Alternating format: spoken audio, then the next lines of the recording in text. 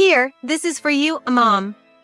Emma said so, but then in the next moment, she flipped the stew onto the floor. What? It was the first time my son, Michael's family had come over to our house. I was preparing dinner with Stella, my daughter-in-law, and Emma, my 3-year-old granddaughter. But then Emma, instead of placing the stew at Stella's seat, deliberately spilled it on the floor. It wasn't because she tripped or slipped. She clearly did it on purpose.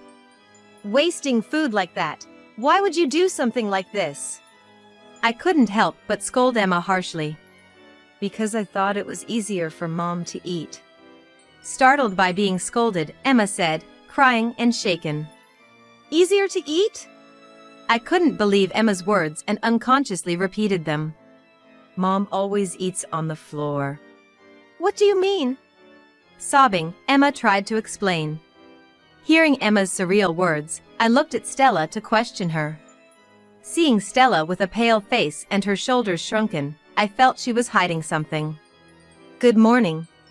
Today, as always, while looking at the portrait of my deceased husband, I greeted. I have been living alone since my husband Ian passed away a few years ago. The expression on Ian's face in the portrait is grumpy, with a deep furrow between his brows. Thinking back, I hardly ever saw him smile during his lifetime. Our marriage was arranged, and from the beginning, we were careful with each other.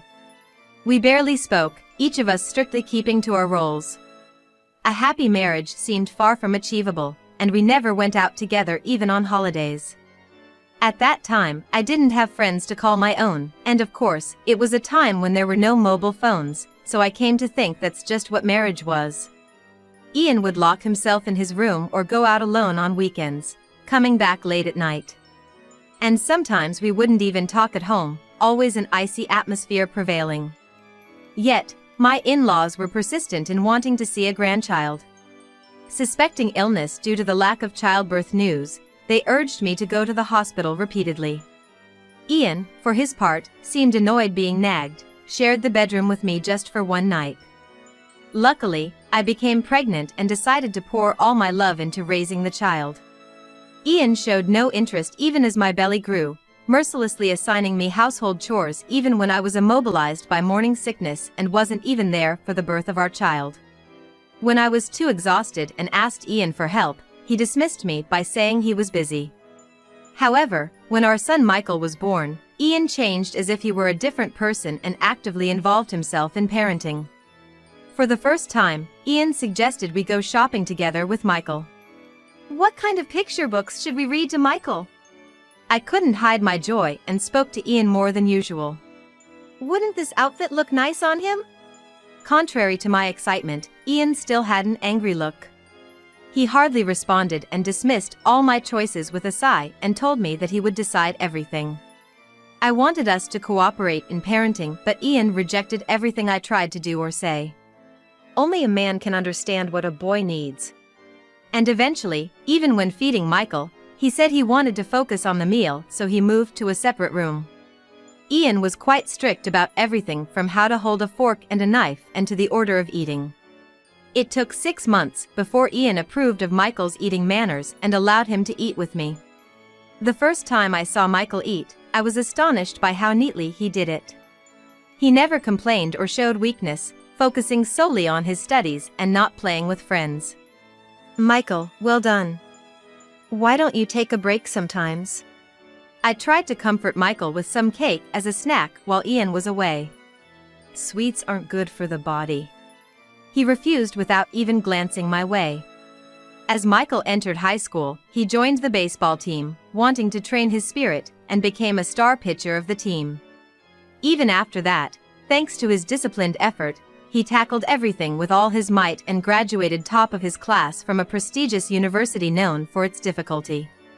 Raised by the strict Ian, Michael grew up to be so graceful in his movements that people passing by on the streets would stop and stare. It seems he was even approached by several women for dates. I once saw Michael sighing to himself. Michael, isn't there someone you're interested in? I find it more meaningful to spend my time honing myself, rather than romance. His response to my casual question was marked by an even deeper sigh. Eventually, Michael made neither friends nor lovers, always a lone wolf, establishing himself as an object of admiration from afar. After university, he landed a job at a major publishing company, enviable to many. The publishing company kept him busy, and Michael lived a life of constant business trips, hardly ever returning home. He woke up early every morning and returned home on the last train. With such a lifestyle, he had no chance for encounters, dedicating his days to work alone. Even the formidable Ian would be asleep by the time Michael came home, so I secretly prepared snacks for him. A man's body is his capital. Ian had always fed Michael a perfect meal of one soup and one dish, and so he was forbidden snacks, especially midnight snacks. However, no matter how balanced the diet, it was clear that the hard-working Michael was gradually losing weight due to insufficient nutrition. He's going to collapse if he keeps this up.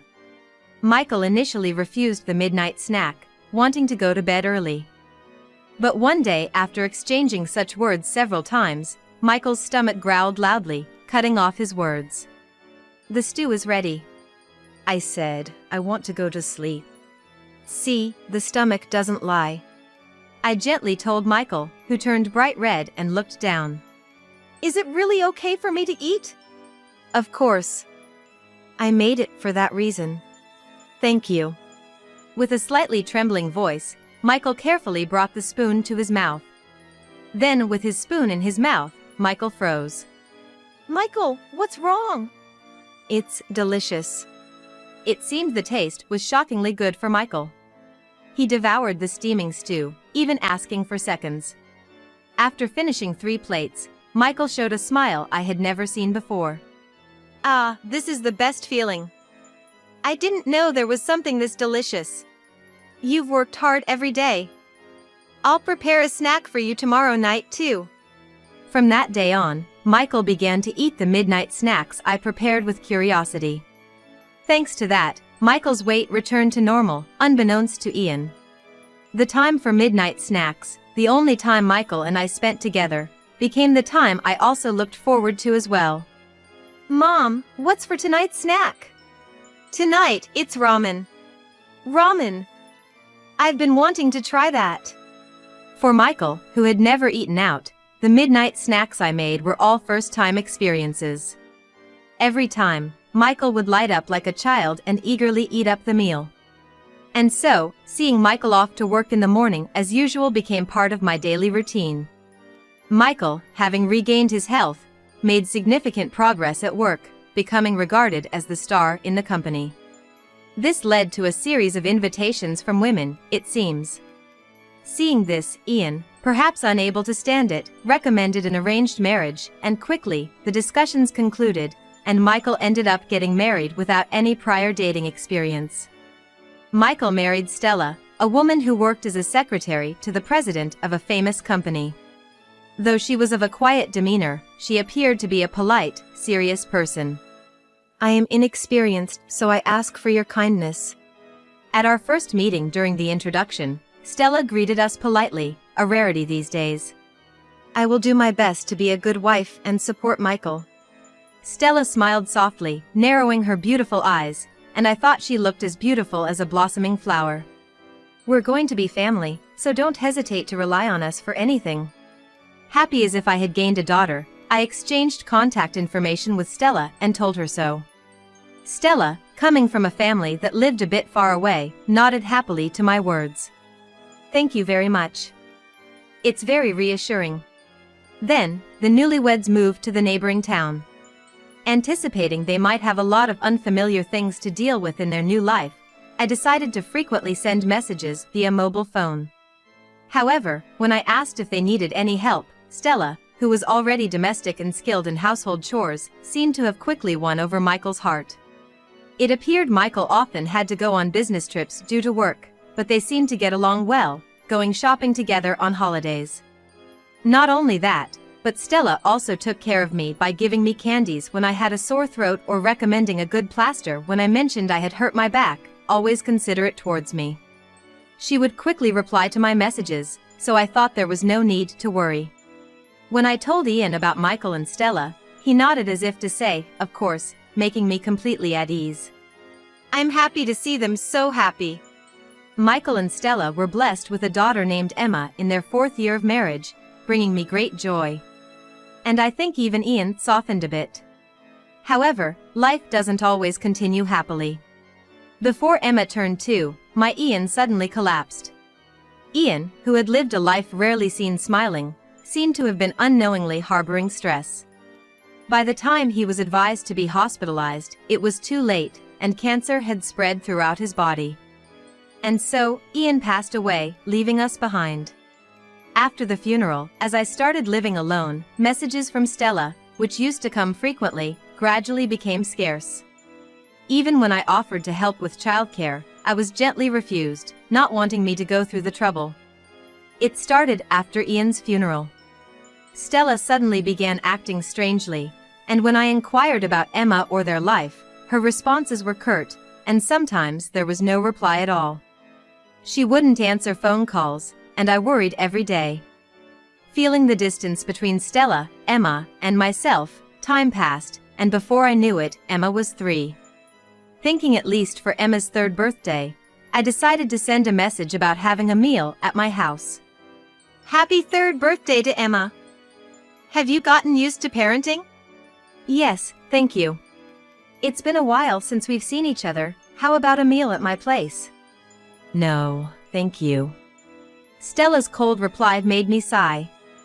I haven't had much to look forward to since I became alone. I want to celebrate my first grandchild's 3rd birthday. After sending such a message, perhaps my feelings got through, as she curtly replied, "All right, we'll go." I had doubts about Stella's sudden consent, but the joy of meeting Emma soon dispelled them. And finally, the day of the family meal arrived. Stella, it's been a while. I greeted Stella and her somewhat tense family with a smile. Sierra, it's been a while. Thank you for inviting us today. Wondering if they were nervous after such a long time, I let them into my house. Come on, Emma, say hello to Grandma. Emma, who had been shyly hiding behind Stella, came forward quietly when encouraged and bowed politely. Grandma, hello. Contrary to Stella's uneasy and somber demeanor, Emma greeted me with a bright smile. Emma, hello. I made stew today, let's eat together. Yay! I love stew. It was the first time I had seen Emma since she was just a baby. I was worried she might be shy, but Emma's cheerful and innocent demeanor lifted some of my anxiety. However, Stella, hunched over and unusually vigilant, was not the Stella I knew. She used to be considerate and attentive to her surroundings. While I was concerned about Stella, I decided to wait and see, understanding she might have things she didn't want to talk about. Where's Michael? Stella, looking unsettled, scanned the inside of the house. Oh, Michael will be coming directly from his business trip, so he'll be late. I received a message. Stella, you didn't know? Ah, that's right. I'm sorry, I might have missed the message. Stella seemed relieved for a moment and hastily checked her mobile phone as if to hide her expression. I'm sorry, I had a message too. I can't believe I missed it. I feel like a failure as a wife. Stella's blue face and the way she berated herself seemed excessive to me. The message had just come in, so there was no need to worry so much. However, I didn't press further in front of Emma. It's not your fault, it's okay. Sit down, and I'll reheat the stew. Sorry. Her voice was so low I had to ask again. Stella, did you say something? Nothing, it's nothing. Stella seemed even more withdrawn, making me feel she was hiding something from me. It was just a hunch, but these intuitions often prove correct. I'll help you carry it. Emma ran over with an innocent smile, cutting through the tense atmosphere. Oh, thank you. But stay back from the stove, it's dangerous. Emma's offer to help was impressively mature for a 3-year-old. Stella, meanwhile, sat down hesitantly and stared solemnly at her spoon. Here you go, be careful, it's hot. Okay. Emma energetically took her plate and slowly walked over to Stella. And then, Here, this is for you, Mom, Emma said, and in the next moment, did something unbelievable. What? Emma deliberately spilled the stew on the floor instead of placing it at Stella's seat. It wasn't because she tripped or slipped. She clearly did it on purpose. Why would you do something like this? Wasting food. I couldn't help but scold Emma harshly. Because it's easier for Mom to eat. Surprised by the scolding, Emma said, crying and shaken. Easier to eat? I couldn't believe Emma's words and repeated them unconsciously. Mom always eats on the floor. Eating on the floor? What do you mean? Mom always eats on the floor because Dad makes her. Emma tried to explain, sobbing. Hearing Emma's surreal words, I looked at Stella, who was trembling and pale. Stella, what's going on? Just as Stella was about to speak, the doorbell rang, and Michael appeared at the entrance.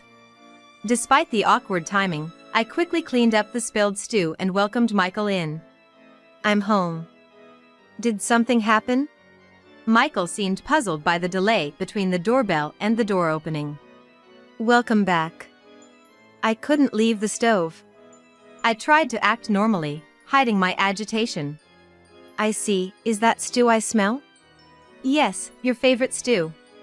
I felt relieved I had made stew and breathed a sigh of relief. Unaware of anything, Michael cheerfully entered the living room, ignoring Stella's distress and sat down with a thud. Nothing beats Mom's stew. Michael spoke loudly while Stella bit her lip tightly. Feeling the tense atmosphere between them, I forced a smile, struggling to maintain a facade. I was skeptical about Michael making her eat on the floor, but I sensed their relationship wasn't good. The conversation remained superficial, the stew tasted bland, but somehow, the meal ended peacefully. After the Michael family left, I messaged Stella about the incident. The only reply I got was it's nothing. It can't be nothing. I murmured quietly to the mobile phone screen, reflecting on our interactions. Stella's messages have been cold lately. The distant replies didn't seem like they were coming from the caring Stella I knew. Thinking about the incident made me wonder if Michael was controlling her phone. I can't overlook what just happened. I need to check on things myself. With that thought, I decided to visit Michael's house. Even though it's spring, it was already dusk. I shivered in the cold air as I approached their house. Just then, I heard a loud argument. It's your fault. What? That was Michael's voice. Panicked, I pressed the doorbell. Michael, with a forced smile, greeted me. Mom, we just said goodbye, what brings you back? I need to talk to Stella. What? Well, Stella's tired from the visit, I'll pass the message. Michael blocked my way, visibly flustered. This is an important matter between women. My firm tone left Michael with no choice but to let me in. Stella? Looking around inside, I noticed the bathroom light was on. I'm going in. As I headed to the bathroom, Michael hurried after me, panicking. Stella's in there, you can't go in now. But I entered the bathroom before Michael could stop me. And what I saw was unexpected. Stella! Stella was in the shower, drenched, sitting on the floor. Sierra. I was cleaning the shower and accidentally turned it on myself. Stella weakly smiled as she spoke to me. This is terrible, you'll catch a cold. After finding a towel, I wrapped Stella in it, drying her hair and arms. I can't believe this. Sorry, Mom, Stella always messes up when I'm not watching. Michael didn't even attempt to get a towel, instead crossing his arms with an angry look. Stella was in a daze, quietly letting me help her. Seeing Stella's slight shivers, I couldn't deny Emma's words were true. Stella, I've dried you off somewhat, but you need to change immediately. Sierra, I'm sorry. Thank you. Always like this. Stella can't do anything without me. Michael complained, but Stella's fear was evident. Pretending to use the bathroom, I discreetly called the police, and soon the doorbell rang, signaling their arrival. Who's that? Michael answered reluctantly. "We've received complaints about loud noises from this house," the officer said, to which Michael lied about a misunderstanding. The officer insisted on speaking with us after checking the neighborhood. "Today's a bad day." Scratching his head, Michael opened the door. 3 officers entered swiftly, one securing Stella and Emma while the others restrained Michael. "What?" Michael resisted desperately, but the officers were unfazed. "What the hell? What did I do?" He knew he couldn't fight off the police, but he still tried to make himself loose. To that the police said in a low voice, "If you don't calm down, you're obstructing the execution of our duties." Michael turned pale and suddenly became quiet. Meanwhile, Stella, overwhelmed by the sudden events, saw the subdued Michael and burst into tears. Looking at me and the officers, she spoke quietly. "I can't take it anymore." Stella revealed her pent-up frustrations. "As soon as we got married, he submitted my resignation without my consent. I protested to the CEO, but no one believed me." Rumors had spread that Stella complained about her low salary and was unhappy with the CEO, none of which were true. Ultimately, her resignation was accepted despite her objections. Life became hell after I became a housewife. First, her mobile phone was taken away. In her unfamiliar married life, it seems Stella had many things she wanted to discuss with me or her parents, but Michael wouldn't listen. Especially about meals. Whatever I cooked was always criticized as bad. I wanted to ask Sierra for recipes, but was told to figure it out on my own. At first, it was just verbal criticisms, so Stella thought she could bear it. Things got worse when Emma was born. He did help with childcare, but Michael appeared to be a kind and good father to Emma, but his verbal abuse towards Stella in her presence increased. After Ian passed, the harassment intensified. Verbal abuse became a routine. Stella was ordered to eat meals on the floor and endured days of being overworked by Michael. When they went shopping, she was only allowed to buy what Michael specified, limiting her outings to the bare essentials. Any slight dissatisfaction from Michael, like a lightly cleaned area or a wrinkled shirt, resulted in Stella being doused with cold shower. Using water as a means of harassment left no physical marks. I had no one to turn to, it was so hard. Tears fell again from Stella's eyes. She confirmed my suspicions of her suffering under Michael's harassment. "You've been enduring all alone. It must have been so hard." I regretted not noticing the signs earlier. As I comforted Stella, I reflected on my actions. Michael faced interrogation after everything was revealed. During the interrogation, Michael sat arrogantly, denying any wrongdoing. An officer, unable to overlook Michael's behavior, pressed him hard. Why Stella acted fearfully around Michael, and the reason Emma naturally spilled the stew on the floor were questioned. Even without visible marks, harassment traces could be investigated with modern medical technology, the officer sternly stated. Finally cornered, Michael confessed. "I've been under a lot of stress." Michael murmured as if speaking to himself. He resented the strict discipline enforced by his father since childhood. He was strictly told about the order of the meal he ate and the right size he was supposed to eat in one bite.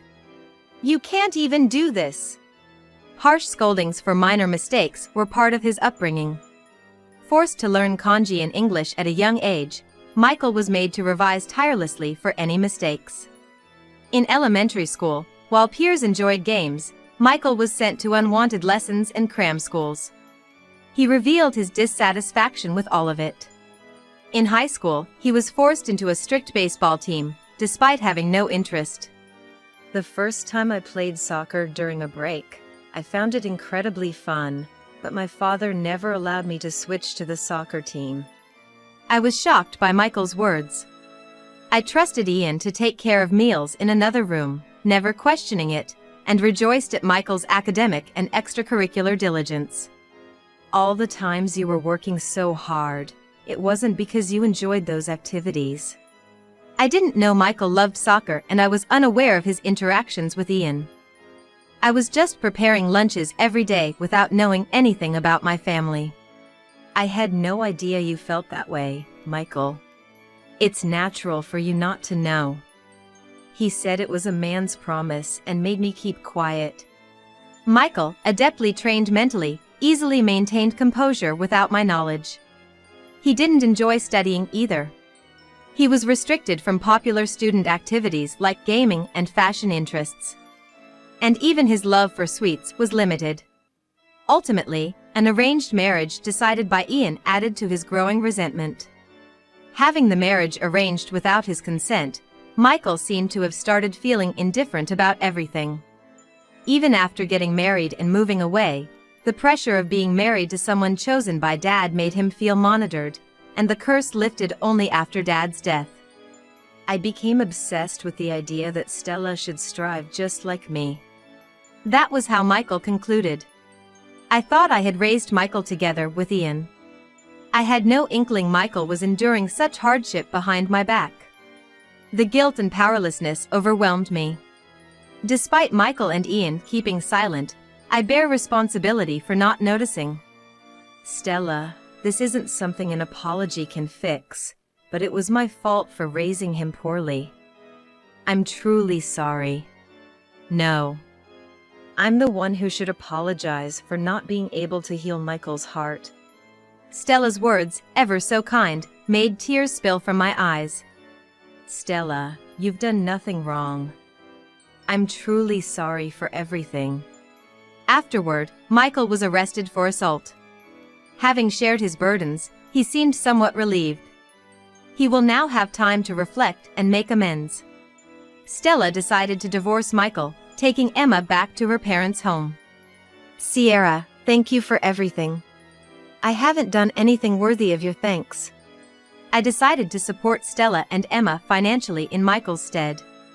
Initially hesitant, Stella accepted after I expressed a desire to maintain a good relationship.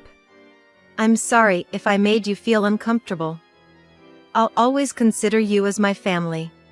Thank you. Having a relationship with you and Emma is a great comfort to me. Stella, having settled into her new life, seemed to regain her bright smile. I regularly received photos of Stella and Emma.